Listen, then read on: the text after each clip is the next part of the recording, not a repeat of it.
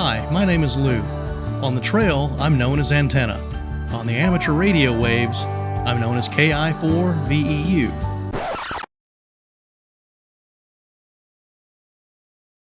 Grab your pack and your radio, because it's time to go hiking and hamming. Hi, and welcome to what I'm hoping is going to be the first in a lot of review videos, gear review mostly, amateur radio gear review, hiking, camping gear reviews. So I've been trying to record this video, or actually have recorded it, like this is the 5th time. Had some problems with formats, wasn't happy with lighting, sound, that kind of thing. Hopefully that will be taken care of this time. And stick around to the end of the video. I'll be talking about what's upcoming here pretty soon, like in a few days from the time that I'm recording this, and some recent events too. And also I'd like to say thanks to all my new subscribers.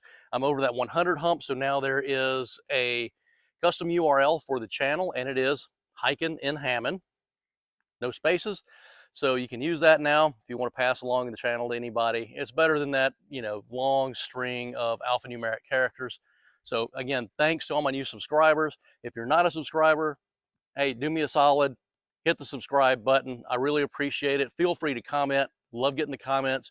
And as everybody I think knows by now, it helps the algorithm. So I can use all the help I can get. Anyway, to get started, I want to talk about some of my hiking gear. First thing up, shoes. You're not going hiking without some kind of footwear. Now, I grew up, I was an Eagle Scout in the military. So over the years, I've had a variety of hiking boots, combat boots, desert boots, that kind of thing, jungle boots. What I found out is most of your long distance hikers are using trail runners as opposed to hiking boots. They're lighter. They're pretty much just as durable. They're more comfortable. You can get a little better feel for the trail than you can with heavy hiking boots. So what I want to talk about is what I've been using for the past couple of years, about 2.5 years, I guess. I was using Ultra Lone Peak 4.5s. Love, love, love these shoes. You can see, they're getting worn back here. They're not completely worn out. They're getting there. But it was time to update, get a new pair. And so where I made a mistake was I didn't get 3 or 4 pairs of these when I had the chance, because like a lot of shoe manufacturers, Ultra will change the models and then the older models will become unavailable. So if you get a pair that you really like, get several of them so that you've got them for a long time when they change models. So that was my mistake. Loved these. So I switched to the Ultra Lone Peak. Now we got them backwards here. The Lone Peak 6.0s, or the Lone Peak 6s. I like them. I don't like them as much as I liked the 4.5s. The reason is, it seems like to me these aren't quite as wide in the instep. Now, one thing about Ultras is you'll notice they've got a huge, huge toe box on them. And that allows your toes to splay out, gives you a little better control. They're more comfortable. Your feet don't get cramped. On these, the instep just seems a little bit narrower to me than the 4.5s. Still great shoes. I'll get more pairs of them so that I've got them in case the 6.5s or the 7s, whatever they come out with next, in case I don't like those. So I'll have spares of the 6s. Lesson learned on that one. Okay, let's talk about packs. So again, for about 2-3 years, 2.5 or 3 years, I was using the Granite Gear Crown 60. Great pack, very lightweight. It's worn well, never had a problem with this pack. It's great. But what I didn't like is the fact, and this is most of your light and ultralight packs are this way now, is that it is a top load only. It's just basically one great big giant compartment. Yeah, there are some exterior pockets on it, but they are not zippable or anything like that. They're just, mesh elastic pockets. So yeah, you can put stuff in there, but it's kind of somewhat unsecured. Otherwise, you're putting everything right in the top there, rolling it down. The only pockets it really has are in the brain here, this upper section, and you have this zippered pocket up in the brain that you can use. Other than that, that's really it. And that's fine if you are really big on saving weight. What I don't like though is you have to be more careful about how you're packing things in here, both for weight distribution and for the order in which you're going to need to access things. You know, you want to put those things that you access more often on the top, things you access less often on the bottom. But when you do need to access that thing that's on the bottom, everything else in here usually is going to have to come out to get to it. So if your sleeping bag or your tent's down on the bottom and you're getting ready to set up camp, that means you're dumping this bag out to get to it so you can put your tent up or get your sleeping bag out. Usually, you know, your tent or your sleeping bag is going to be down toward the bottom anyway.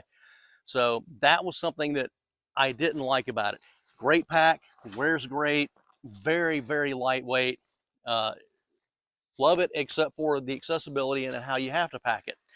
So what I did about 6 months ago is I switched over to the Gregory Paragon, and this is the Paragon 68. And it's a little heavier. It's maybe, I don't know, a pound heavier than what the Crown is. I'll put the weights for each of these in, but love this pack. I got it for two reasons. One, with the Crown, with the Granite gear, the Crown 60, the side elastic pockets where I carry a water bottle were hard for me to access because I've got little short, stubby Tyrannosaurus Rex arms, I guess. I don't know. So when I would reach back to grab it, I couldn't really get a good hold and pull it out, or I could get it partially way, you know, partially out, 3/4 of the way out, trying to reach back there and grab it. And inevitably, I would end up dropping the bottle on the ground. Now I got to bend over, pick it up, whatever, chase it down a hill sometimes. So one reason I picked this Gregory Paragon is because on the side, one of the side pockets on the right-hand side, it has an angled access into this mesh stretch pocket. The idea there is that you can put your water bottle in an angle. It's easier for it to get a hold of, pull out, you don't drop it, that kind of thing. Didn't work for me. So that was a fail. It works, just not for me. I still wind up, you have to kind of secure the bottle in there to make sure it doesn't come sliding out. So really, if it had been maybe a little bit closed, more closed down toward the bottom to really hold the bottle in there at an angle, as opposed to what happens is your bottle tends to get in there horizontally. It'll shift around and now it'll still come flying out. So that part didn't work for me, but that's okay. The main reason I got this pack is because it has a side zipper access, and that is right here. So I can both top load from up here, or I can just zip the side open like this and get into things from the side. That way I don't have to unpack the entire bag to get to other things, even if there's something I don't use that often. This also has, let me pop these open. This also has a lower compartment that you can separate with a shelf. And that shelf is, you can just undo it. It's just held on by, you know, two toggles on there, toggle and loop on both sides. What I do, and I picked up this idea, I want to say I got it off another YouTube channel. I don't remember who, sorry. It may be in the comments on a YouTube channel, but the suggestion was, hey, put your tent down there, because if it's raining, you're trying to set up camp, you know, most people will put their back or their sleeping bag or their quilt, whatever they're using, down in this lower compartment. But this guy was saying, hey, I put my tent down there because if it's raining, the first thing I'm pulling out is the tent to get it set up. That way, all the rest of my stuff in my bag is not laying on the ground while I'm putting my tent up in the rain. Made sense to me, so I've started doing that. Works great. So yeah, my tent goes down in this lower section. Everything else goes up here.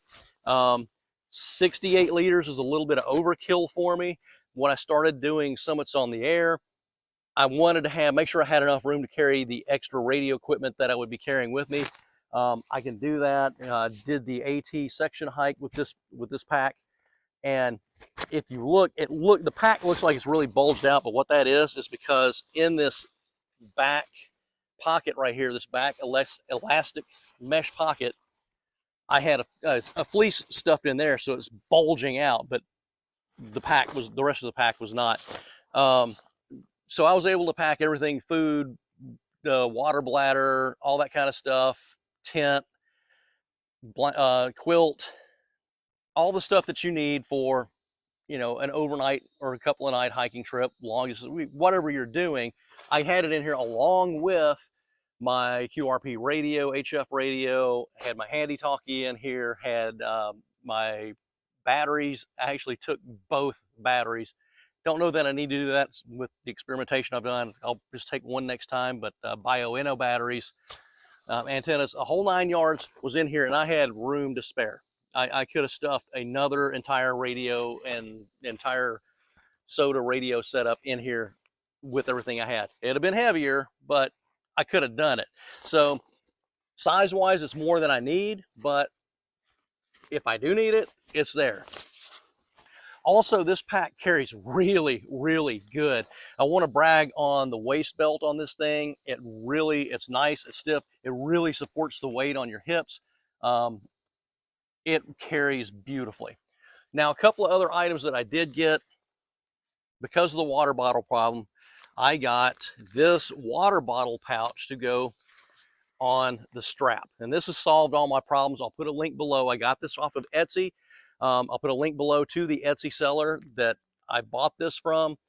I was concerned at first when I got it that it would be flopping around while I was walking with the water bottle in it, but with the bottle in there, it is perfectly stable. It doesn't move at all, and it carries it so well. There was a point on the trail where I'm walking along and I'm going, did I refill my bottle or is it empty? And I pulled it out and it was completely full and it felt like it was empty. I mean, that's how well this pocket carries. I highly, highly recommend this thing if you want to carry a water bottle up on your strap somewhere. The other thing I got, and this is from Gossamer Gear, is this cell phone case. I film everything right now on my iPhone, filming this on my iPhone right now.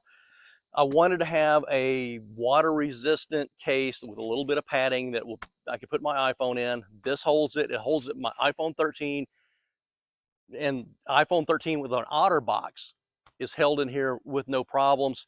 It's great. It's pretty light. Also has another little mesh pocket in there. You can see I got a mechanical pencil in there. Usually there's like a pencil and a pen and then various other things like a little thing of insect spray or whatever in here. Things that I would get to relatively regularly or want to get to easily. I got that not just because I wanted, you know, not strictly, how do I put this?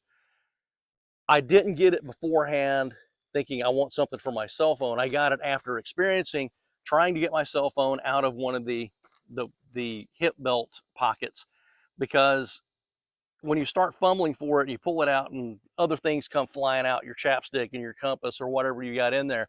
So I wanted to not have to fight with the hip belt pocket to get to my phone. So that's why I went with that, and it works well too. I think these are maybe $20 or $30 from Gossamer Gear on their site. I do like this piece of gear as well. So I wanted to talk about water and carrying water. Now, years ago when I was in the military, I was a heat casualty. Learned my lesson, drink your water. So I carry a lot of water now.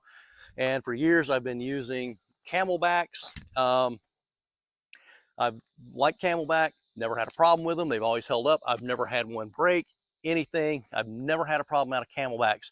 The only thing I would say about them is if you're not really, really maintenance intensive with them, they will get science experiments growing in them. Just a fact of life. I mean, it's water. It'll happen. You know, you'll get green stuff growing inside your water bottle. But I wanted to find a way to be able to filter water directly into my bladder. And I could have done that, you know, pull the bladder out, open it up, put it inside the bladder, you know, just pour it straight into the bladder that way. But I thought there's got to be an easier way. So I started looking, started researching this, and discovered, yes, you can get adapters and whatnot, and use Sawyer filters. They'll work for this. There's a number of things that you can do. You can also get filters. Again, I think you can adapt Sawyers to this. I think MSR makes a filter. They made them for the military with little quick disconnects that you can put in line. But I didn't like the idea of putting dirty water into my bladder. I'd rather just keep it with clean water. So I wanted to find a way to fill the bladder directly with filtered water. So what I did is I found The platypus, and this is part of their filter system. You can see it says on there, dirty. So what you would do is, it has like a heavy duty Ziploc style closure on the top. You fill that. This one will hold 4 liters. Now, when I'm carrying, I carry a 3-liter bladder and a 1-liter bottle, but I can fill all those off of this, fill this up with the dirty water. It comes down through the hose. There's a little crimp off right there until you're ready to start filtering. And you come up and here's your filter. It is a gravity filter. So the water's going to come down this line through the filter, down through the hose, and you see there's a quick disconnect on this hose. And that is a kit that you can buy to alter your stuff. And this is the actual bladder right here that goes into your pack and where you're going to carry your water. And as you can see, it also has the same heavy duty Ziploc top on it. Let me go ahead and close that for a second. It's been drying, that's why it was open. And it has the additional guard of this, if I can get her to go there. There we go. Little handle that slides on, and then you can suspend it inside your pack from that handle. You also have a little handle here that allows you to kind of pick it up without picking up from here. Distributes the weight a little better. And then there's your hose that comes off of it. So when you're using the gravity filter here, this quick disconnect will go directly into here, and you will have a way to directly put water into your pack that is filtered. And then when you're done, you just pop that quick disconnect off and get your drinking tube, pop it in, and you're good to go. I really like this system. It worked great for me out on the AT. That was my first use on it. One thing I noticed, because I just wanted to see, I left water in it for almost a month. I didn't get any growth in there. In one of the earlier videos that I shot, I actually took a drink of the water. It was fine. And that was water that I had filtered on the Appalachian Trail. So the pouch works great, the bladder works great. Things I don't like. There's a couple little things. One is kind of a just be aware, and there's one thing I don't like. The be aware is this quick disconnect right here. At one point, I had kind of dropped my pack harder than I intended to, and it disengaged the quick disconnect just enough, just like that, so the drinking tube was not secured. Now, it didn't result in any leaks. This has an automatic closure in there, so if there's nothing connected in securely to where it clicks like that, then it will not leak. But I had done that, and then later I was trying to get water out, and I'm going, man, what's going on? Is there a blockage? Or am I out of water? I can't be out of water. Finally, after some searching, I looked and I noticed that that thing was just a little bit disconnected like that, so no water was flowing through. And as soon as I clicked it back in, problem solved. So just something to be aware of. I could probably just spin that to one side or the other and make it less prone to that. I should probably do that, and I will, now that I think about it. So that's something to be aware of. You might accidentally disengage from the quick disconnect.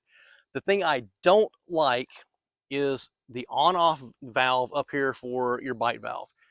It's very bendy. It almost feels like it's going to break off in your finger when you're turning it. So what I've learned to do is get a thumb up here at the upper part of it, and it's much easier to turn that way, and it doesn't feel so much like it's going to break off in your hand. That is the one thing where the I would say the Camelback with its valve is much more robust. So something to be aware of. That's the one knock that I have on the platypus. So that's our water. Put down in the comments below what you think. What kind of water your system you're using when you're carrying your water around. Are you just using water bottles, using Sawyer squeeze, anything like that? Go ahead and fill it in. So I want my channel to be that cross section of hikers and ham radio operators, hence hiking and hamming. So hikers, join in, join the conversation. So another thing that I got off of Etsy is this hiker wallet, and all it is a little pouch made out of Dyneema. You'll see it also called DCF, Dyneema composite fabric. It's waterproof, very lightweight, very tough. It has a YK. This one has a YKK waterproof zipper on it, so it's kind of rubberized. When we were going up Hump Mountain, we got caught in an absolute downpour. I was soaked to the bone. Everything was soaked except for what was in my pack and my credit card and ID and cash that I had in this wallet. So what I will do is I will put a link to the Etsy seller that I bought this from in the links below. I love this thing, highly recommend it. So what I actually done, I got to get some more in bright colors. Evidently those sell out relatively quickly, but I'm getting some more of these pouches of the same style. This one's a little bit lighter weight, but that's okay. The idea is I can put all my little radio bits and bobs in there, connectors, adapters, things like that, power cables, whatever. I can roll those up and put these in there. One, they stay more organized and together. Two, they're protected a little bit better from the elements. So I'm getting some more of these. Again, you know, I'll put the links below. Here's one that I got. This one just has a little drawstring tie on it. That's got my tent stakes in it. Keeps my tent stakes from poking into the side of my pack. So that's just a damage protector there, and it keeps them all together. You can probably hear a little dirt rattling around in there from where the stakes have been in the ground. So helps keep things clean too. So that's it on the camping gear. For my ham radio operators and for any hikers who are still watching who might be interested in ham radio, I'm going to talk a little bit about antennas. Actually, I take that back. There is one other kind of crossover thing, so it'll make a nice segue between the hiking gear and the hamming gear. And that is talking about weights and getting lines up in the trees. Now, for the hikers, that means getting a bear bag put up in the trees. For the ham radio operators doing parks on the air or summits on the air activations, that means getting an antenna up in the trees. So normally when I'm doing a parks on the air activation, I am carrying a arborist weight, and I've got a Night Eyes fiberglass S-beaner on there. That's plenty. It works fine. Haven't had any problems out of that. I'll use that, chuck it up in the tree, pull my antenna up. I need to pull a bear bag up. Well, I don't do that when I do POTUS, but you get the idea. I did actually carry this on the trail on the AT when we did the section hike, and I'm like, there's got to be a better way. So again, Etsy, Dyneema, it's a rock bag. So a lot of hikers will be familiar with this, using it to throw their bear bags up in the tree. Works great. It's a dual use for me because I can get my antenna up in the tree and I can get a bear bag up in the tree with this thing, and I'm not carrying a bunch of extra weight around like I would be with this. So highly recommended. I got it in the most orange that it was available that I could find at the moment, because I like to be able to find these things when they go up through the branches and come down the other side somewhere. I'll keep looking, and I'm sure I'll be able to find one somewhere. And it's basically just a pouch, not unlike that, just a different shape, a little bit heavier. It's the heavier Dyneema. But I'll get one that's just like solid orange or solid fluorescent yellow or something like that. But yeah, great weight saver. Just get up to wherever you're going, fill it up with rocks. You could probably do dirt too. Mountains I've been on, there's plenty of rocks around. And use that as your weight, cinch it shut, and throw it. Okay, moving on to my ham radio stuff. I wanted to talk real quick. I'm looking around here. Antennas. So in-fed half-wave antennas are what I've been using. Occasionally on a POTA, I have a Wolf Rivers coil vertical that I will use. But for the most part, I really like doing just in-fed half-waves. A lot of that's because I'm running QRP normally anyway. I do have an FT891 that I will use sometimes. But most of the times, I just like working QRP. So either the X6100 or the TX500, one of those radios I'll have out there running QRP. So the first one I want to talk about, I know Jason's probably been waiting on me to talk about this, the KM4 ACK in-fed half-wave kit. Love this antenna. Works great. At first, I thought, man, you know, it's kind of big. It's going to take up a lot of space. But, you know, fact is, it packs down really flat, so it's not a problem. I've had great success with this thing. I've got it cut for 40 meters. That's what I use it for. And what I need to do is actually, I'll probably just leave this one as a 40 meter. it works fine like that. With the big winder, it holds all that wire just fine. The other one that I want to talk about is the spark plug antenna. Absolutely love this thing. I don't have the wire attached to it right now. I've got a wire cut for 20 meters on that. I'm going to cut some more for other bands just to have them. But this thing is great. This one is the one that's rated for 50 watts. Of course, I'm running QRP, so not a big deal. There's one that you can also obtain that is made for 100 watts output. I'm going to get one of those because I like this one so much. And speaking of which, according to Jason, people have run 100 watts on these with no problems. I haven't tried that yet, so what I need to do is get another one of the kits and just try it. That way, if I burn something up, I've still got one. Okay, last thing, I have not had a chance to review this yet because I just got it. I used it this past weekend. I was down at my cabin and I thought, you know what, I'm going to try this thing out. Took it along with me, and that is the Soda Beams Carbon 6. So it is a 6 meter, aka about 18 foot, extendable carbon fiber mast. I used it this weekend, like I said, some just playing around, did a little POTA hunting, and worked great. A little bendier at the top than I was expecting, but that's okay. I can deal with that. And what I liked about it was I was able to just kind of pick it up and move it somewhere else and change how that in-fed half wave was laid out. So I'll be reviewing this after I take it out on a couple of sodas or POTAs or something like that. I'll do a better review on that. So anyway, I'm going to wrap this up. As you can hear, the flora and fauna are coming to life here. It's getting late. I'm sure I can see there's a shadow being cast behind me. I had to wait till after work to film this, so this is the cut you're probably going to get. The news I was talking about, I will be in Huntsville. Pink will be in Huntsville with me. So looking forward to seeing you there if you're going to be at the Huntsville Ham Fest. The other thing is, hopefully, depending on how fast things move, Pink will have her call sign before Huntsville. She did pass technician and general on Saturday, so she is good to go. We're just waiting for all the paperwork to clear, the FCC to send her the $35 bill, and for her to pay that, and then boom, call sign. So hopefully by the time Huntsville rolls around, if things are moving fast enough, she will have her call sign. So she is looking forward a lot to doing dual activations. So that's what's going on here. Oh yeah, I have a new call sign, K4 H&H. Yes, I did talk to N4 H&H before I ever filed, so we're good there. And I don't know, I might keep it, I might change it. We'll see what happens. Who knows? Let me think. What else did I want to talk about? Oh yeah, I passed extra on Saturday. That's all I've got. Y'all take care, and we will go hiking and hamming again soon.